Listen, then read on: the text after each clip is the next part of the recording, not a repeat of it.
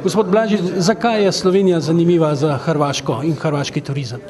Slovenija je izjemno zanimiva za hrvaški turizem, ker že leta predstavlja ogromen delež v skupnem prometu hrvaškega turizma in to je sicer zdaj enih 13%. Mi vsako leto ugostimo več kot milijon slovenskih gostov, ki pri nas ustvarijo 7 milijonov 400 tisoč nočitev in to je en ogromen doprinos rezultatom hrvaškega turizma.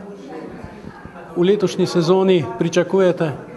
Pričakujemo samo ponovitev prejšnje, ker je prejšnja bila izjemna, je bila rekordna, do zdaj najboljše leto hrvaškega turizma v Sloveniji in v bistvu bi nam bilo povsem dovolj, če bi to leto uspeli ponoviti.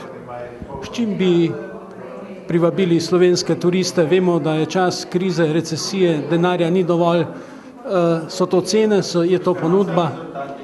Gledajte, slovenski gosti nas zelo dobro poznajo, ne? In so to je od naših najbolj stabilnih trgov.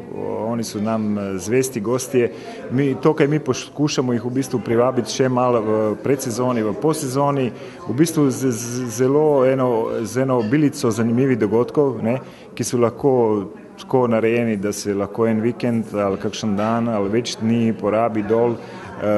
To, kaj Slovenci iščejo, je aktiven odmor, wellnessi, šport, zabava in to mi poskušamo čim več nuditi in na en način promovirati na slovenskem trgu, da bi čim več slovenskih gostov privabili k nam. Kako bo pa letos s cenami? Glede cene, to je zmeraj eno težko vprašanje, ne? Ker saj veste, da je velik del v bistvu ponudbe privatiziran in odvisno je v veliki meri odvisno od vsakega ponudnika oziroma od lastnikov, kako bo se postavljal do cen.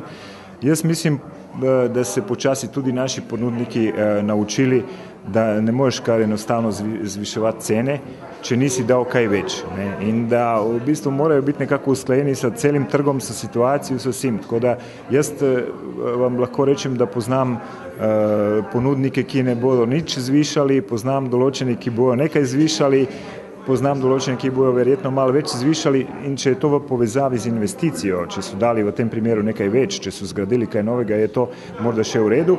Na koncu vedno trg pokaže, če so imeli prav ali pa ne.